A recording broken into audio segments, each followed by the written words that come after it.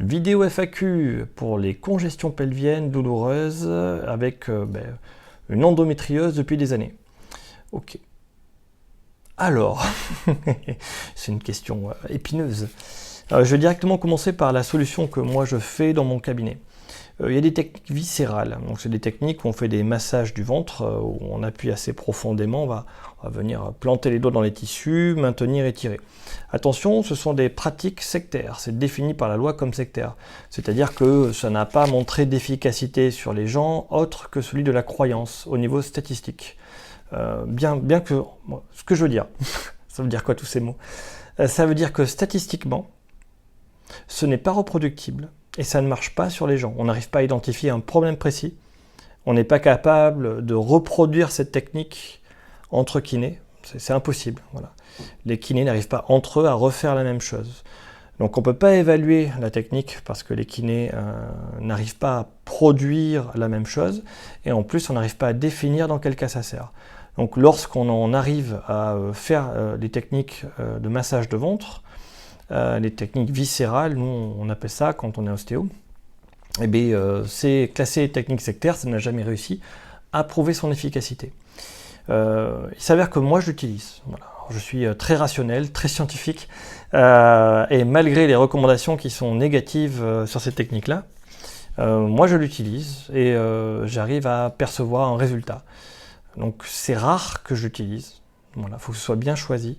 Le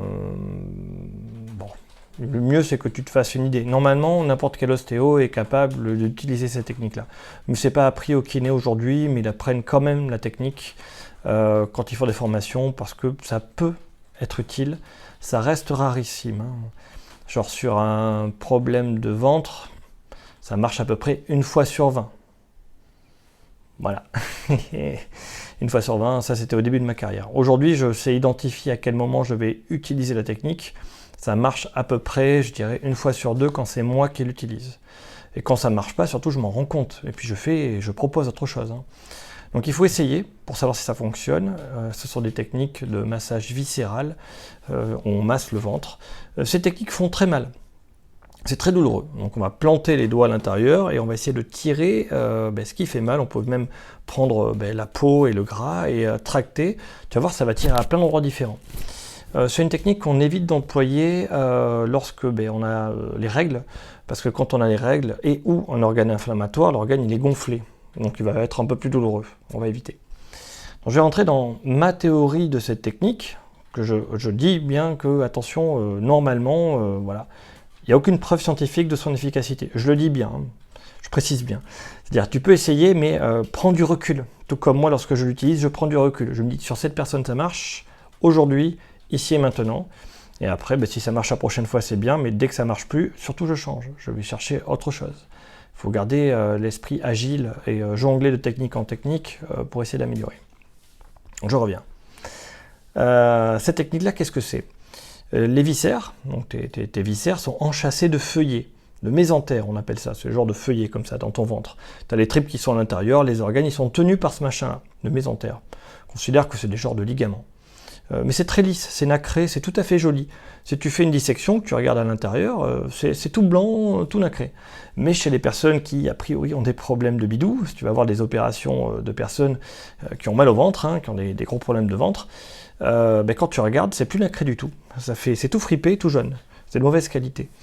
Et bien, c'est ça qu'on va essayer de faire. Le concept, c'est qu'il y a des points d'adhérence, des points fibreux. Et ces points d'adhérence, on va les lâcher en essayant de les étirer. Tout comme lorsque tu fais un étirement sur un genou quand tu es blessé, ça fait mal. Et il faut attendre que ça passe. Et c'est exactement pareil pour les douleurs viscérales. Quand tu fais l'étirement, quand tu vas venir appuyer, hop, étirer, donc il faut rentrer les doigts à 45 degrés dans le ventre et tirer. Quand tu vas faire cette technique-là, tu vas avoir mal. Voilà. Comment on sait que c'est une efficacité? C'est avant de commencer, j'ai des douleurs à peu près, j'arrive à identifier. Je fais la technique, et après je réidentifie si ça change quelque chose ou pas. Et là, je peux savoir si ça a eu un effet ou pas du tout.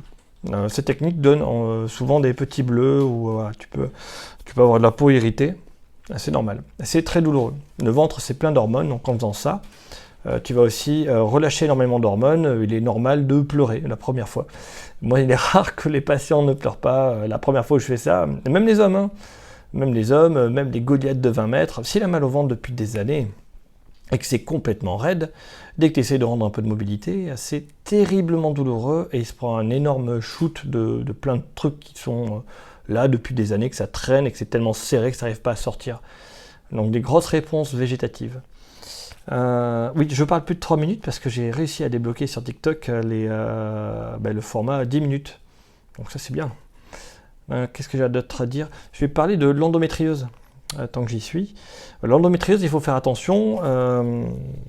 C'est une pathologie qui est très incertaine.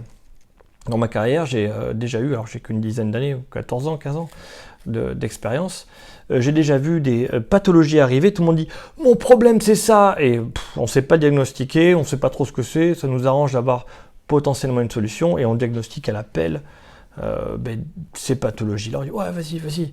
Mais non, pas du tout. C'est qu'on ne sait pas en fait, hein, on ne sait pas bien. Moi, la première fois que j'ai vécu ça, c'était avec la bronchiolite. Quand j'étais jeune kiné, tu fais 20 patients par jour, tu soignes 20 patients par jour, et entre chaque patient, on avait un petit bébé qui était malade. Et nous, kinés, on en voit. Donc au début, tu sais pas, tu fais tes manœuvres, tu les désencombres, et en fait, tu te rends compte que quasiment aucun n'avait la bronchiolite.